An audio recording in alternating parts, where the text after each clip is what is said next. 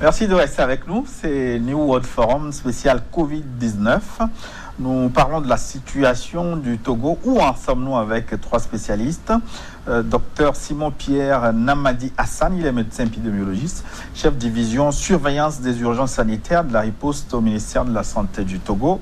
Nous sommes également avec Docteur Rebecca Kinde, épidémiologiste, point focal de la riposte contre le coronavirus au Togo, et puis le professeur Didier Ekwevi, médecin épidémiologiste, chef département de santé publique à l'université de Lomé. Je voudrais qu'on reprenne rapidement la réponse à la dernière question avant la pause, avant donc d'aborder les questions des téléspectateurs, les nouvelles questions maintenant. Le professeur Ekwevi était en train de nous parler de l'alcool. Il y avait une question sur l'alcool qui pouvait être utilisé contre le coronavirus, et vous nous disiez que c'est faux. Oui, tout à fait. Il faut, c'est-à-dire la consommation d'alcool, c'est-à-dire lorsqu'on parle de tchoukoutou ou bien de sodabi ou bien de l'alcool, du whisky, et ça ne permet pas de traiter le coronavirus.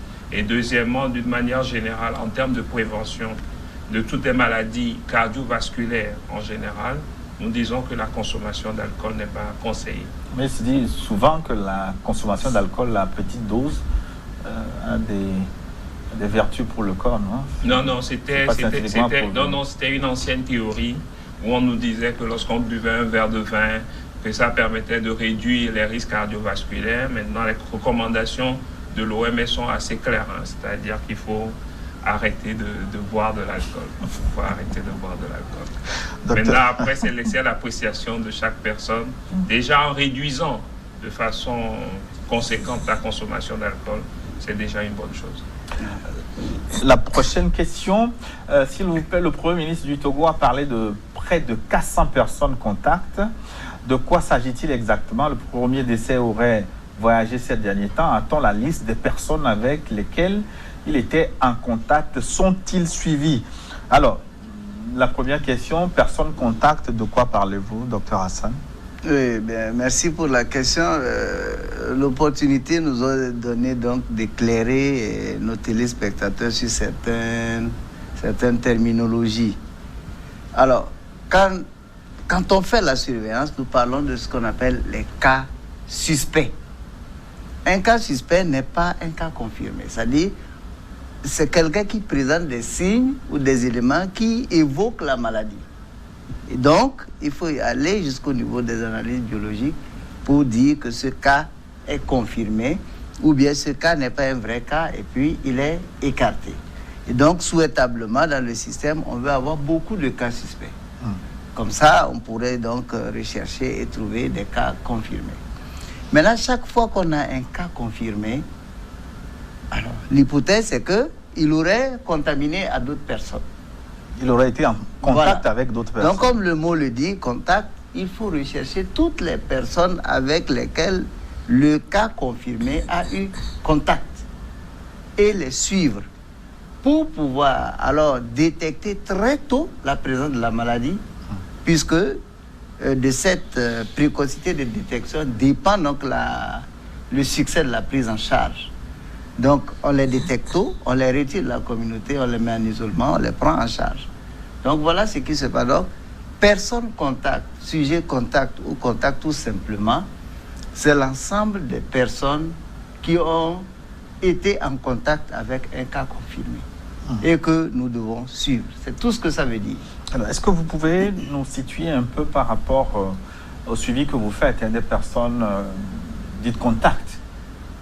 Il y a des cas suspects d'abord qui sont confinés dans un hôtel de la place. Comment ces cas ont évolué? Est-ce qu'il y a eu des cas déclarés parmi les personnes suspectées à ce jour?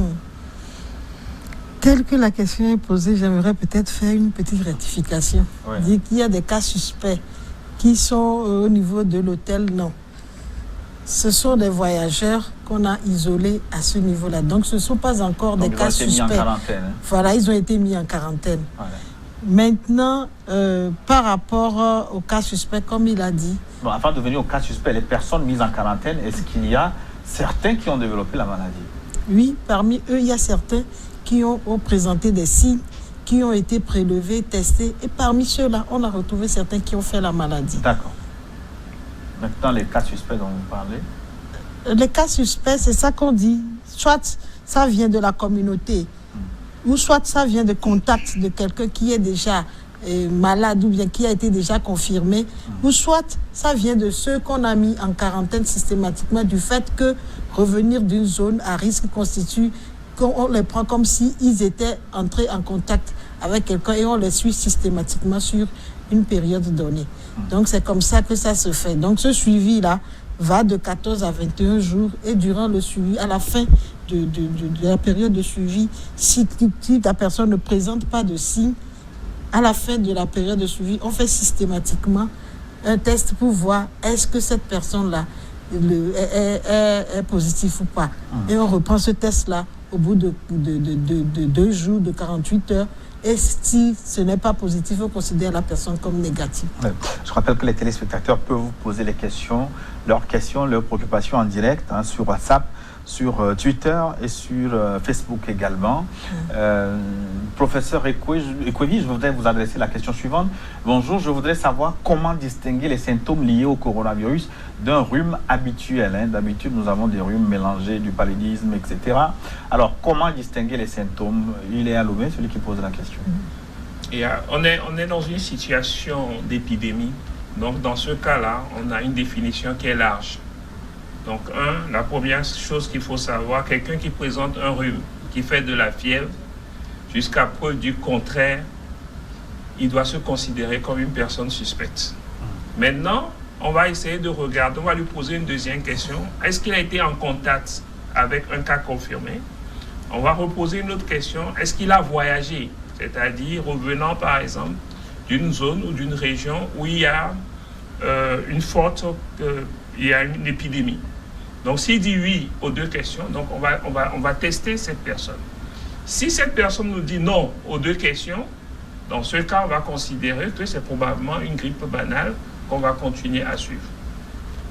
Donc, il n'y a vraiment pas de différence dans les signes cliniques, mais lorsqu'on a ces patients, on leur demande d'appeler le 111. Le 111 va leur poser quelques questions et en fonction de la réponse aux questions, on pourra dire si c'est un cas suspect et s'il faut faire un test pour confirmer ou pas.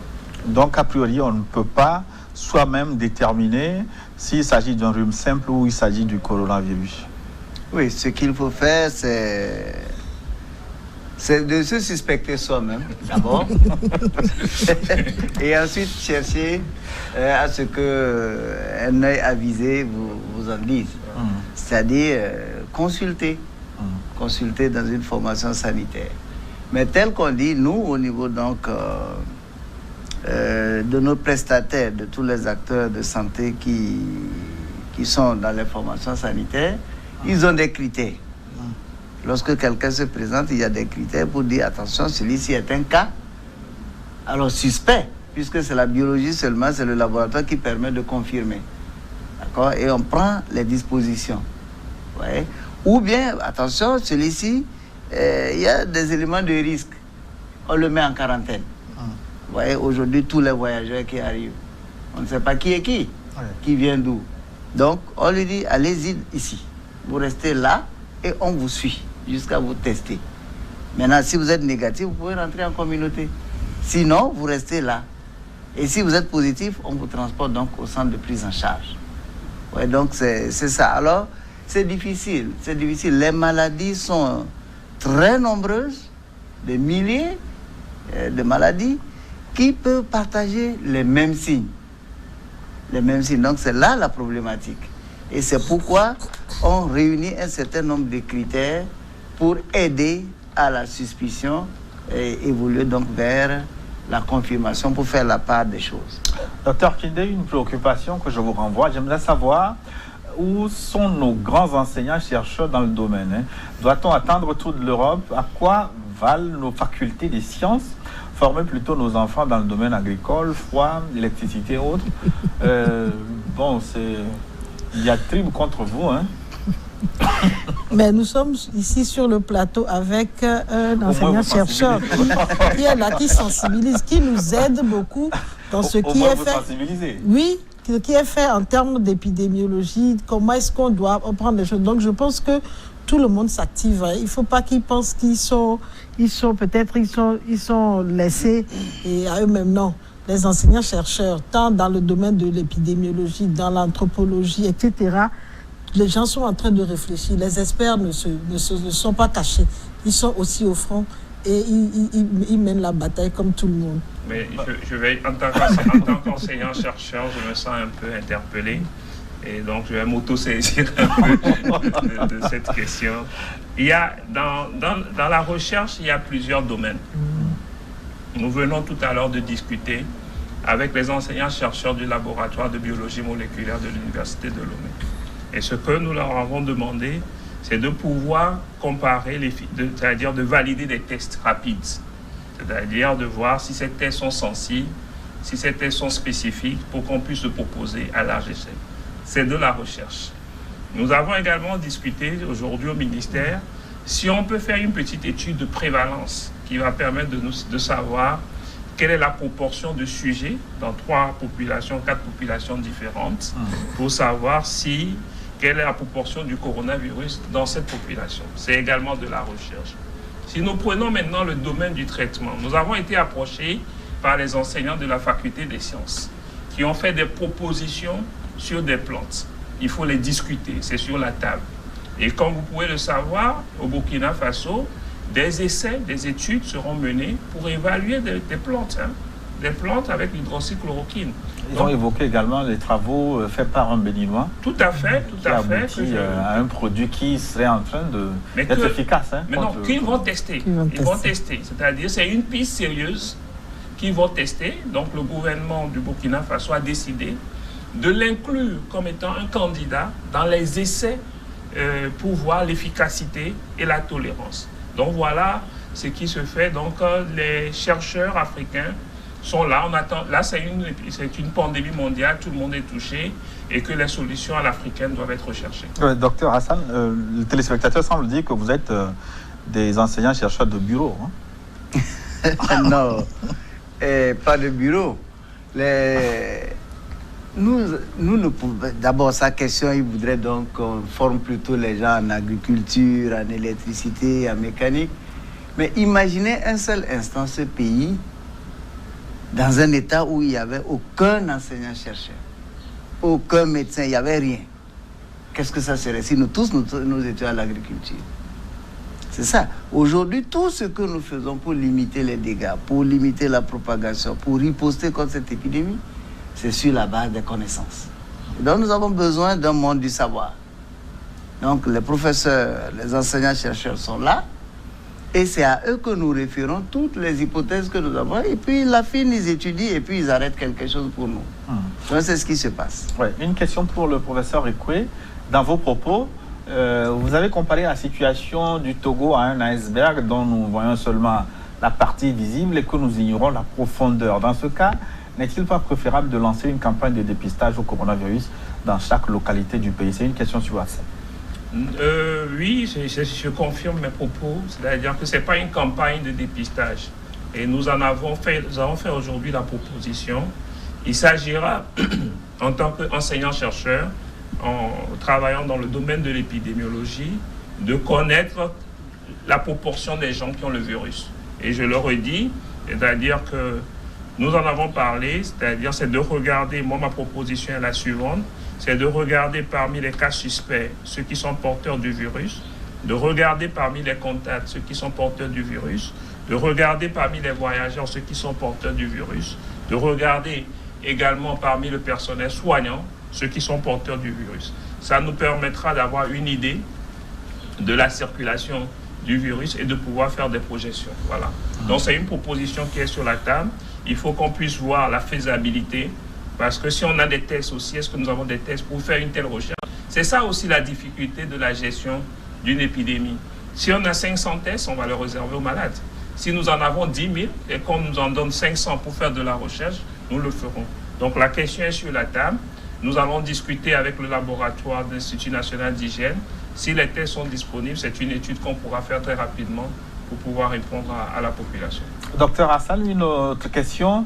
Merci pour tout. S'il vous plaît, dans le cadre du décès que le Togo vient d'enregistrer, on a appris qu'il était Le décédé, il était en mission avec d'autres personnes. Où sont-ils aujourd'hui?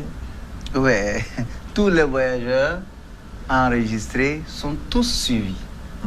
Et il n'y a pas que lorsque quelqu'un a une notion de voyage et qu'il devient cas confirmé, il n'y a pas que ceux qui ont voyagé avec lui qui sont venus au pays qui sont suivis. Mais tout l'itinéraire de ce voyage va être screené et le partage d'informations avec les pays par lesquels ce voyage est passé vont aussi entrer dans le jeu et identifier tout ce qui était, par exemple, dans l'avion, et ils vont être suivis. Ils vont être suivis, donc c'est une dynamique internationale. Salut, je suis Comlan de Gléy, je viens de vous capter. S'il vous plaît, est-ce que vous pouvez nous reprendre la situation actuelle au Togo? Cas contaminés, suspects, contacts, nous apprenons par des rumeurs que les cas contaminés sont pris en charge à Tapamé. Est-ce que c'est vrai ou faux, docteur Kinde? Par rapport à la première question, il veut savoir quel est le nombre de cas confirmés que nous avons à ce jour. Je pense qu'on avait parlé de 30. Nous avons 30 cas.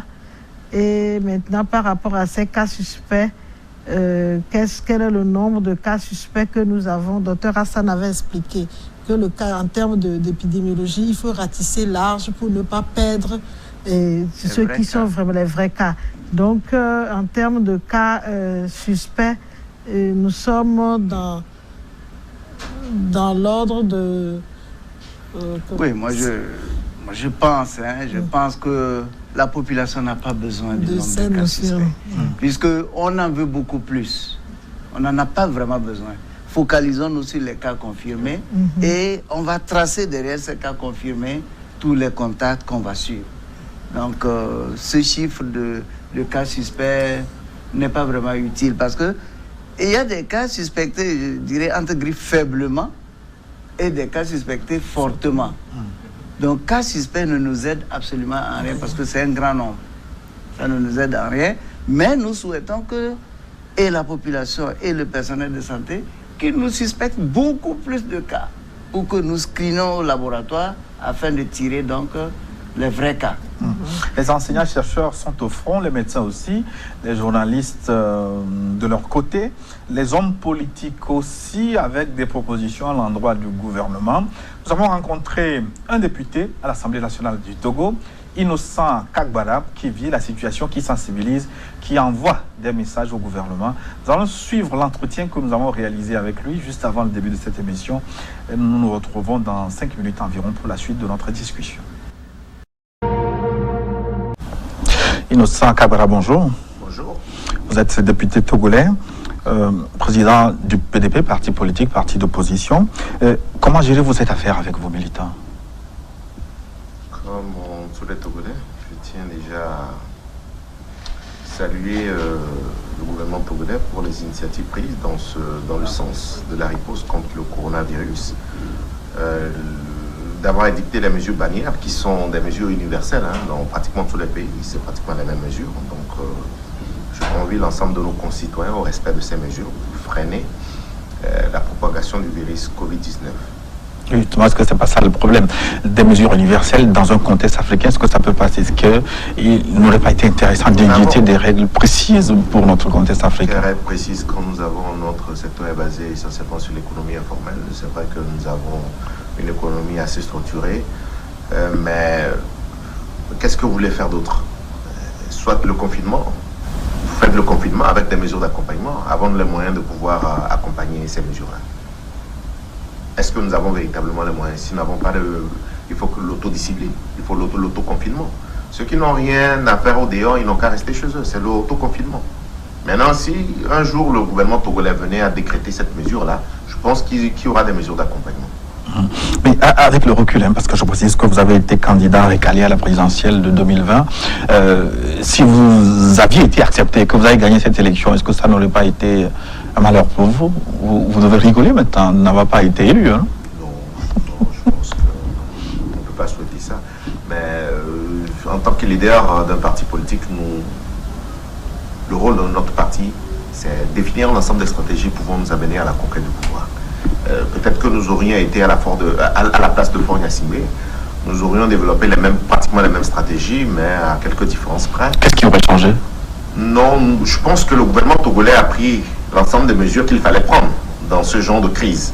Maintenant, nous aurions proposé, nous avons quelques petites propositions qui ne changent pas.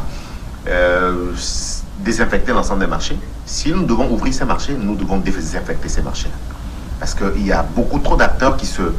Je ne pense pas que la distance de 1 mètre... La distance sociale. Voilà, soit respectée dans ces marchés ou ces lieux publics.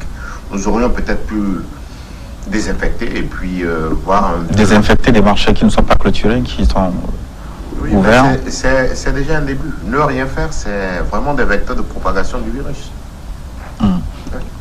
Est-ce que l'Afrique n'est pas quelque peu démunie face à cette pandémie-là? Est-ce qu'on a les moyens de faire face à cette histoire? Quand nous respectons les mesures barrières, nous faisons confiance à la Providence. Qu'est-ce que vous voulez que je vous dise? On n'a rien d'autre. Donc c'est la prévention. C'est pour ça que nous insistons sur les mesures barrières. Il faut que chaque Togolais puisse prendre conscience.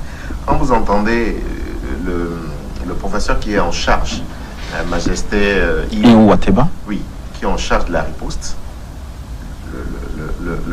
les jours sombres, c'est peut-être dans une semaine ou deux. C'est là où les gens vont réaliser. Donc il faut que nous puissions respecter les mesures barrières édictées par le gouvernement togolais. C'est fondamental. Vous avez revenu surtout par rapport à l'une de vos propositions. Vous appelez l'État à venir à la rescousse du secteur privé, surtout des entreprises qui sont déjà en difficulté en raison des impacts économiques de cette crise, de cette pandémie. Alors sous quelle forme cet appui peut se faire selon vous? Non, il reste, je pense que nous avons posé la question au Premier ministre qui nous a dit qu'il y a une étude d'impact qui est en train d'être faite.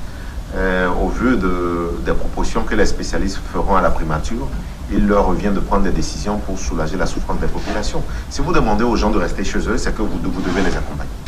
Parce que les entreprises n'auront pas de trésorerie d'ici un mois. Mais comment on va faire pour payer les loyers, pour payer les salaires, pour payer les factures d'eau, payer les factures d'électricité? Donc la loi sur l'habilitation que nous avons votée au Parlement togolais leur donne les coups de franches pour pouvoir prendre l'ensemble des dispositions parce que nous sommes dans l'urgence et c'est une question de guerre. Donc nous devons prendre des mesures idoines nous permettant de régler ce problème, régler rapidement ce problème parce que ça aura des incidences sur notre économie. Ça aura forcément aussi des incidences sur notre PND. Donc il leur revient de prendre ensemble. Nous ne pourrons au niveau de l'opposition que faire des propositions. Oui, quel genre de propositions? Est-ce que ça peut être de l'argent frais mis à la disposition des entreprises? Parce que je rappelle que vous êtes chef d'entreprise aussi, vous dirigez une école d'enseignement supérieur, vos étudiants sont donc... Depuis 2018, nous ne sommes plus dans le... Nous avons pris nos distances par rapport à cette entreprise, mais nous suivons les choses de loin.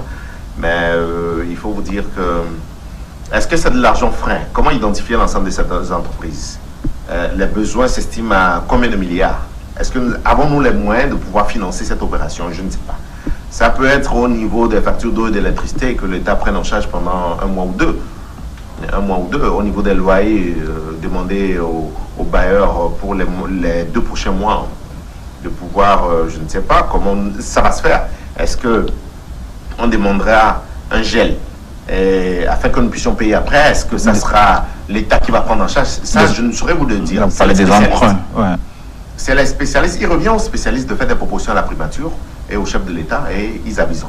Est-ce que là, vous n'êtes pas en train de parler de la minorité des Togolais, des villes, les ruraux, les citoyens lambda qui se trouvent dans des coins très très reculés? Quelles peuvent être les mesures qui sont susceptibles de les toucher, de transformer, de soulager leur peine? Économique par rapport au Covid-19. Ce plan devra passer d'abord par les entreprises, les structures étatiques, les structures privées. Ce plan devra passer également par les individus, les gens qui sont dans le secteur informel, les personnes vulnérables. C'est à l'État de définir l'ensemble des mesures pouvant permettre d'accompagner pendant cette période, peut-être d'1 mois ou 2, toutes ces personnes vulnérables. Si on ne le fait pas, la faim va tuer plus que le coronavirus. Donc il faut forcément accompagner, parce que ça a été fait dans d'autres pays qui nous entourent. Donc ça a été fait. Donc je pense que nous devons nous donner les moyens de le faire. Si nous ne le faisons pas, nous ne pourrons pas demander aux gens de rester chez eux. Parce qu'ils vont vivre de quoi? Parce qu'il y en a, quand ils sortent, c'est pour la pénitence journalière. Mais si vous leur demandez de rester chez eux, il faut les accompagner. Comment est-ce qu'ils vont faire pour payer leur loyer? Parce que la crise nous risquons d'avoir une crise beaucoup plus grave sur le plan économique et social que la crise sanitaire. Donc nous devons nous préparer, nous devons préparer la riposte par rapport aussi bien au niveau sanitaire qu'au niveau économique et social. Parce que tout est lié. Et en attendant cet accompagnement, pour terminer les mesures barrières, il faut... Les mesures barrières sont les mesures édictées par l'OMS. Il faut que nous puissions respecter. Il faut que nous puissions tousser dans notre cou. Ne pas saluer. Rester chez soi dans la mesure du possible. L'autoconfinement pour ceux qui n'ont rien à faire, mais ceux qui continuent à aller au boulot, respecter une distance d'1 mètre par rapport aux collègues. Et nous devons faire en sorte de protéger les autres. À travers les gestes de tous les jours, nous devons faire en sorte de protéger les autres. Parce que si vous respectez le confinement et que d'autres ne respectent pas le confinement, ce sera très difficile. Et nous avons même posé la question au Premier ministre, est-ce que nous pourrons arriver au confinement total comme cela s'est fait dans d'autres pays? Est-ce que avons-nous les moyens? Donc ça veut dire que l'État doit dépenser pour le pain quotidien de chacun. L'État doit dépenser pour les entreprises. Peut-être devons-nous aller vers une certaine nationalisation d'un certain nombre d'entreprises, ou bien que l'État puisse mettre de l'argent frais dans la trésorerie de ces entreprises. Moi, je n'en sais trop rien. Donc nous devons prendre des dispositions, nous, individuellement et collectivement, pour d'abord nous protéger. Et je pense, faisons confiance au gouvernement pour le reste. Merci, Innocent Kangbala. C'est moi qui vous remercie.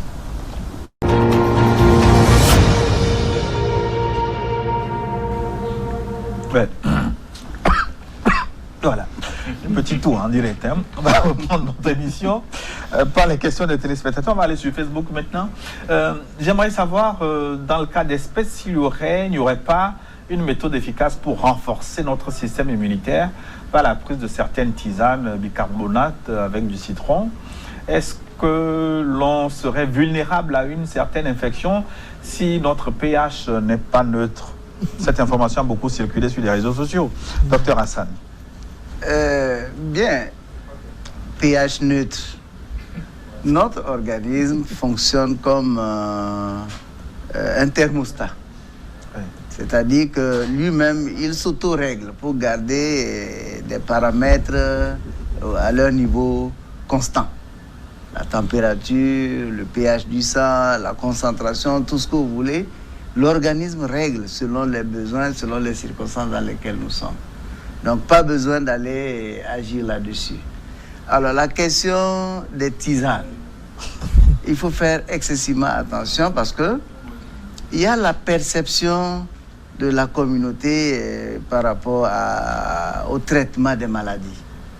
Par exemple, on a l'impression que en prenant des choses amères, d'accord, on règle des maladies abdominales, par exemple. Ou quand on a parlé de chloroquine, rapidement les gens sont allés chercher des choses amères, des Aloma ou d'autres tisanes amères, croyant que ça aura le même effet. Et c'est la même question, l'alcool. Le sodabi, par exemple, ça a l'air chaud. En réalité, ce n'est pas chaud. Donc, les gens ont pensé qu'en prenant du sodabi, comme ça chauffe la gorge, en réalité, c'est une température. Non, ce n'est pas une température. Et ça ne règle pas du tout le problème. Donc, pour les plantes, on connaît. Aujourd'hui, à la faculté des sciences, il y a tout un département qui s'occupe de cela. On connaît les effets des plantes. Mais attention, dans une plante, il y a aussi d'autres substances chimiques qui peuvent créer des désordres dans notre organisme. Donc, même les médicaments que nous utilisons, on extrait la substance qui produit l'effet recherché. Et on laisse tomber les autres qui peuvent donc nuire à notre organisme. Donc, il faut faire attention. Donc, on ne peut pas encore aller mais lui, il a parlé de tisane, ça peut être des fruits. Oui, mais il parle de citron. Prendre du citron, un jus de citron le matin, moi, je ne vois pas en quoi ça fait du mal. Plutôt, c'est une bonne chose. Seulement, dans le contexte de Covid-19, on ne peut encore le dire. On ne peut encore le dire. Mais prendre le citron, c'est de la vitamine C. C'est de la vitamine C, et la vitamine C contribue donc à renforcer l'organisme. Donc, ce n'est qu'une alimentation qui n'est pas dans le sens de renforcer son système immunitaire contre le Covid-19. Alors, on va prendre une question au WhatsApp. Peut-être ça va intéresser Dr Kindé. Alors, ça nous dit « Bonjour, chers animateurs. Je vous remercie pour les efforts que vous menez dans la lutte contre la maladie à coronavirus actuellement. Nous suivons quelques cas contacts qui font 14 jours sans symptômes. Est-ce que c'est le test? Est-ce qu'il faut encore faire systématiquement le test ou après les 14 jours, on peut considérer que ces suspects sont hors d'état de nuire? C'est Paulin qui nous écrit de Tchamba. Ok, merci. Mais il faut dire que il faut que ça soit systématique. Tout à l'heure, le professeur a dit pour qu'on puisse avoir plus de visibilité. Ils sont entrés en contact avec les personnes. Il y a nécessité qu'on puisse voir qui sont ceux qui sont porteurs et ceux qui ne sont pas porteurs. Reconnaître rapidement qui telle personne est porteur nous permet de sortir cette personne-là de la population et de la mettre quelque part pour ne pas continuer la propagation. Il y a nécessité. Il y a certains qui, au bout des 14 jours, ont eu un test positif. Donc, même s'il est asymptomatique, c'est-à-dire qu'il ne présente pas de signes, ça serait bon qu'on puisse aller à ça et qu'on puisse voir quel est le cas. Non, la question précise, c'est que quand vous êtes en contact avec un malade, par exemple, et que vous êtes en autoconfinement, est-ce qu'au bout de 14 jours, si vous n'avez pas de symptômes, est-ce que vous pouvez être considéré comme hors danger ou il faut systématiquement faire le test pour confirmer? Ce que nous avons mis en place, tu es rentré en contact avec quelqu'un qui a été confirmé positif. Après les 14 jours, il faut qu'on essaie de voir tu es de quel côté. Est-ce que tu es négatif? Est-ce que tu es positif? Il faut forcément faire le test. Il faut faire le test systématique. Oui, mais est-ce que les 14 jours, parce qu'on a dit que le virus, son délai d'incubation, c'est 14 jours. Si vous n'avez pas fait de maladie au bout de 14 jours, ça suppose que vous n'avez pas le virus, non? Non. Comme il y a cette possibilité d'avoir la maladie sans manifester des signes. C'est pour cela que nous avons pris cette précaution. La disposition, c'est que si un contact, d'accord, quelqu'un qui a été en contact avec un cas confirmé est suivi matin et soir, ne présente aucun signe, au bout de 14 jours, systématiquement, on lui fait le test. Mais si avant cela, il présente des signes, il devient un cas suspect et il doit être aussi testé. Mais par précaution, le Togo est allé au-delà des 14 jours. Aujourd'hui, nous parlons de 21 jours. Pour être sûr vraiment que la personne n'est pas du tout dans le lot des malades, au risque de le laisser en communauté et il va continuer par propager. Donc, il faut être plutôt trop prudent que pas assez. Professeur Ekwe, une question de WhatsApp, 93 32 43 12, nous demande « Bonsoir, s'il vous plaît, le docteur Majesté Iou a dit qu'ils ont commencé à utiliser la chloroquine sur les malades. » Je ne l'ai pas entendu dire cela. Alors, quels en sont les résultats? C'est Justin qui nous écrit de Vaposito. Est-ce que vous avez commencé par utiliser l'hydroxychloroquine? L'hydroxychloroquine. Voilà. Quels sont les résultats observés? Vous savez, c'est trop tôt pour parler de résultats. C'est un protocole qui a été adopté, qui a été proposé par l'équipe du professeur Iou d'utiliser de l'hydroxychloroquine. Je rappelle que c'est un protocole qui est également utilisé dans beaucoup de pays, notamment en France, en Suisse, avec des indications qui sont variables. On ne peut pas, déjà même avec la première étude, on avait estimé que le nombre de sujets était faible pour faire une bonne conclusion. Donc au Togo, selon les derniers rapports, il n'y a que 3 patients qui ont utilisé de l'hydroxychloroquine. On ne peut pas encore en tirer de conclusion. Mais j'aimerais peut-être insister, parce que souvent quand les gens posent cette question, moi j'ai déjà en tête ce qu'ils veulent faire de la chloroquine. Est-ce qu'il faut disposer de chloroquine? Il y a certains qui te disent, mais on n'en a pas à la maison. Je dis, ce n'est pas pour utiliser à la maison. On n'a pas besoin de l'utiliser en prévention. Non, c'est juste pour une utilisation hospitalière. C'est ceux qui sont malades, qui sont à l'hôpital, chez qui on utilise ce protocole qui comprend l'hydroxychloroquine. Donc, ce n'est pas tout le monde qui doit l'utiliser, non. Ce n'est pas à être utilisé pour prévenir la maladie, non. Justement, il faut rajouter que la chloroquine n'est pas utilisée toute seule. Donc, c'est tout un protocole associé à un autre médicament. Il faut faire attention. Et deuxièmement, il n'y avait plus de chloroquine. Il y a 10 ans qu'on a arrêté donc l'utilisation de la chloroquine parce que c'était indiqué essentiellement pour le traitement du paludisme. Donc les quelques chloroquines qu'il y avait, c'était pour d'autres maladies. Et il n'y en avait pas beaucoup. Et tous les pays, très tôt, ont retiré déjà ces chloroquines-là pour les mettre en sécurité afin de les utiliser pour les malades. Donc aujourd'hui, il y a risque que des gens trouvent de la chloroquine sur le terrain, mais c'est de la fausse chloroquine. Il faut faire attention. Maintenant que le Togo a autorisé l'utilisation de la chloroquine, est-ce que vous avez pris les dispositions pour avoir un stock conséquent? Oui, je pense qu'il y a un stock de sécurité qui est disponible. Et puis, comme on est dans l'Organisation ouest-africaine de la santé, l'Organisation ouest-africaine de la santé fera bientôt un don au Togo et qui mettra à disposition de la chloroquine. Et je pense que d'ici bientôt, sauf que je n'aime pas beaucoup bientôt, mais bon. Je peux te dire d'ici le 1er avril, je vais avoir de la chloroquine. Ça c'est encore plus intéressant. Alors, une question du 90 88 95 02. Salut à vous et merci. Est-ce qu'on peut se désinfecter les mains avec de l'alcool et de la pharmacie? Docteur Kinde, vous parliez de solutions hydroalcooliques et l'alcool pur et simple.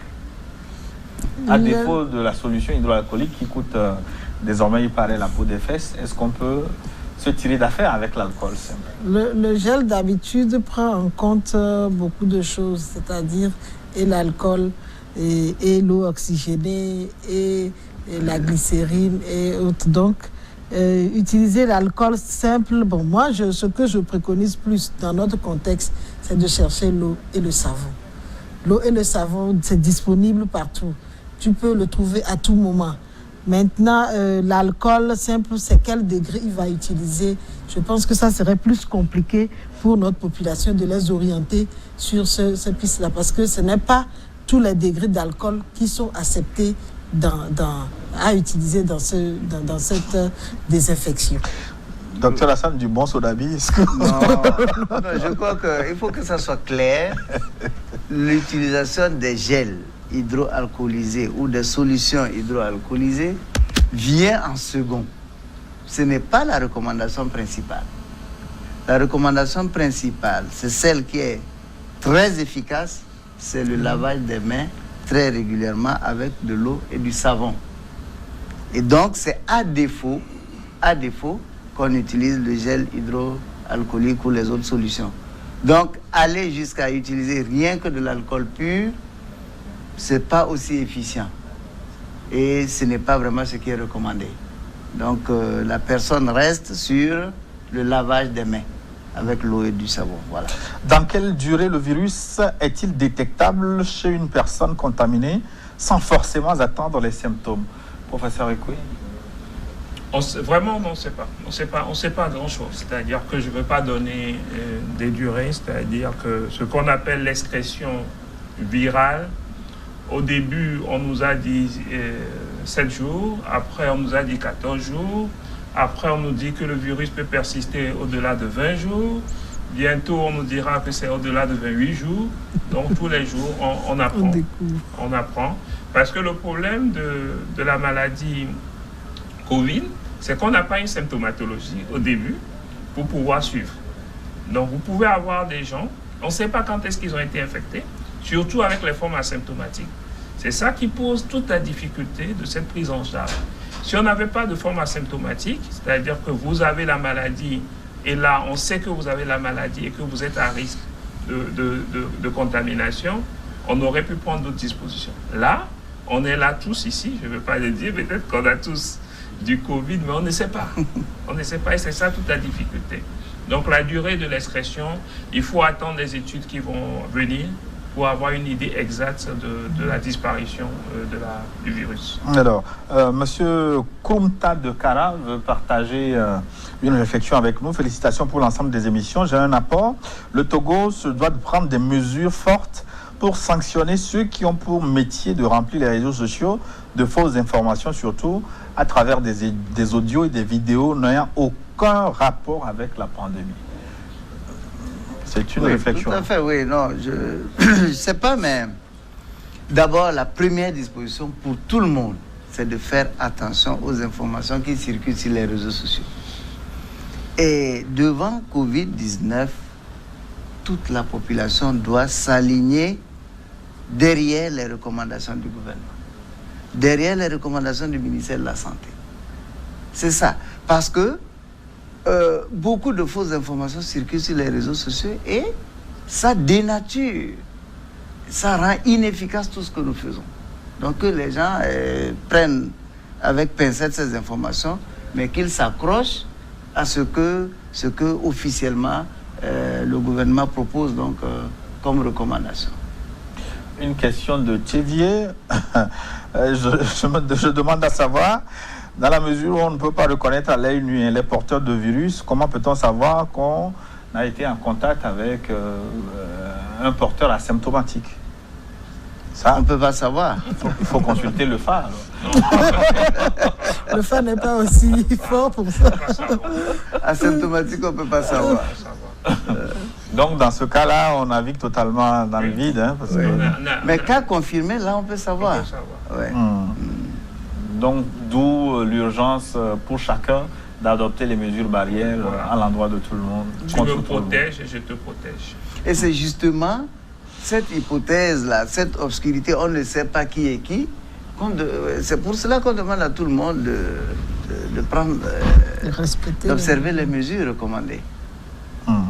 Alors, on vous salue, chers invités. La question est la suivante. Pourquoi on nous demande de nous désinfecter les mains avec l'alcool à défaut du gel hydroalcoolique et en même temps, on nous défend sa consommation? Non, c'est pas la même chose. C'est pas la même chose. C'est comme vous voyez par exemple sur les boîtes de Détol, on vous écrit tue le VIH, tue le coronavirus. C'est des produits qui sont utilisés pour faire de la désinfection. C'est pour nettoyer les maisons. Mais est-ce que vous avez déjà vu quelqu'un boire du Détol? Je vous repose la question. Personne ne boit du Détol. C'est exactement ça. Donc les gels, c'est pour la main, c'est pour se désinfecter, mais de ne pas consommer. Puis non, sinon on risque d'avoir des intoxications. C'est comme de l'eau de Javel. On utilise de l'eau de Javel pour nettoyer les maisons, mais on ne boit pas de l'eau de Javel. Voilà. Non, il faut que les gens comprennent que le virus, dans notre organisme, dans l'organisme humain, il n'est pas comme sur une surface, comme sur la paume de ma main, non. Où je peux le détruire avec un détergent ou avec une solution hydroalcoolisée. Dans l'organisme, le virus est à l'intérieur d'une cellule. Et même dans la cellule, le virus va encore plus loin, au fond. Donc pour tuer le virus, il faut tuer les cellules. Hein? Donc pour tuer le virus, il faut tuer la cellule. Et donc l'alcool, la consommation de l'alcool va avoir juste un effet physique sur la muqueuse, sur la paroi de l'œsophage, de l'estomac, et ça s'arrête là. Ça n'ira jamais à l'intérieur de la cellule dans sa forme consommée, jusqu'à aller au noyau pour détruire le virus. Ça, c'est impensable, c'est pas possible. Donc au mieux, l'alcool ne peut tuer que les vers intestinaux. Même pas. Vous savez, l'estomac, par exemple, est très acide. D'accord? Mais quand ça passe dans l'intestin, ça prend un autre pH. Donc tout est réglé. Quand vous buvez de l'eau chaude, votre thé ou café le matin, dès que vous l'avalez, très rapidement, l'organisme ramène cette température-là à sa température de 37 degrés. Dans les secondes qui suivent. Ouais. Si vous buvez de l'eau fraîche, l'organisme ramène ça à sa température. Donc c'est impensable de croire qu'en consommant de l'alcool, on puisse aller détruire le virus. Sinon, les personnes vivant avec le VIH, il suffisait de consommer une grande quantité d'alcool pour aller détruire donc, le virus. Donc c'est impensable. Une des dernières questions, je voudrais d'abord féliciter nos éminents médecins et autres soignants qui risquent leur vie pour sauver celle des citoyens togolais. On vous dit merci. Ça doit vous aller droit au cœur. C'est très rare. C'est très rare. Ça fait 3 personnes sur l'ensemble de ceux qui ont posé les questions qui félicitent le personnel de santé. Certains vous ont jugé même pas trop utile. Mais le plus souvent, les gens, ils insultent. Ils insultent. Pourtant, beaucoup est fait. Et j'encourage vraiment toute la population à continuer à encourager, à féliciter le personnel de santé parce que ce qui est fait est très sérieux. À mon humble avis, il faudrait qu'aujourd'hui les autorités agissent essentiellement sur les conducteurs de taxi moto qui sont plus sollicités dans la mobilité des gens et souvent contournent les barrières sécurité installées sur les axes routiers. Qu'est-ce que vous en pensez? C'est une question difficile. C'est une question difficile qu'il faut peser. J'ajoute à cela les taxis aussi, qui continuent à prendre les passagers 2 devant, 4 derrière, alors qu'on a parlé d'une certaine distance sociale d'1 mètre. Comment résoudre ce problème? Non, je n'aimerais pas être à la place des décideurs actuellement, parce que c'est une question difficile. C'est-à-dire que nous, en tant que spécialistes de santé publique, d'épidémio, nous disons distanciation sociale, c'est assez facile. Maintenant, il y a des questions économiques qui sont à côté, qui sont réelles. Que faire ce conducteur de taxi moto s'il ne va pas travailler? Donc, c'est une question qui doit être débattue avec des spécialistes, aussi bien des économistes, des anthropologues et des sociologues, parce que imposer par exemple une mesure stricte, il y a la question de l'acceptabilité de cette mesure par la population. Donc, ça doit être une vraie réflexion. Et je pense que si le gouvernement ne l'a pas proposé jusqu'à présent, c'est parce qu'ils sont encore en train de l'étudier en regardant le pour et le contre de cette mesure. Vous me faites une très belle transition parce que dans une dizaine de minutes, nous nous retrouvons pour notre plateau maintenant, cette fois-là, avec des psychologues, des sociologues pour aborder l'impact psychosociologique du coronavirus. Nous arrivons donc à la fin de notre plateau. Merci infiniment de votre disponibilité. Docteur Hassan. Oui, merci Gilles, merci aux téléspectateurs. J'appelle toute la population à la discipline, et à faire attention aux informations qui circulent sur les réseaux sociaux. Parce que je disais une fois que le premier virus à éliminer, c'est le virus des réseaux sociaux. Il faut faire attention. Il y a de bonnes informations, mais il y a aussi beaucoup de mauvaises informations. Voilà. Merci. Docteur Kinde? Oui, mais je dirais qu'il y a nécessité, comme l'a dit le docteur Hassan, de revenir sur les mesures et que tout le monde respecte ces mesures. En prenant l'exemple de Zémidian, quand tu prends un Zémidian qui n'a pas pu mettre les barrettes de messe, ne serait-ce qu'une bavette, parce qu'il est devant, peut-être il va chercher à te parler. Ouais. Et les gouttelettes, tu vas les recevoir comme derrière. Souvent. Voilà, donc il y a nécessité que dans le choix de ce Zémidian au bord de la route, il faut que tu veuilles avoir, est-ce que la personne a mis une barrière qui l'empêche. Et toi-même, pour protéger les autres, il faut que toi aussi tu cherches à mettre une barrière pour que tes sécrétions ne sortent pas en désordre pour aller souiller ou que ce soit. Donc il y a nécessité, en dehors de la distanciation, en dehors du fait qu'on ne se salue pas, les mesures de barrières que nous puissions les mettre en application pour sauver tous ceux qui sont avec nous et nous sauver nous-mêmes. Merci. Merci infiniment. Donc nous aurons l'occasion de nous retrouver pour répondre à d'autres préoccupations de nos téléspectateurs. Et donc nous arrivons à la fin de ce plateau. On va marquer une pause, 10 minutes. On se retrouve juste après avec les psychologues et les sociologues pour aborder les impacts psychosociologiques du Covid-19. À tout de suite.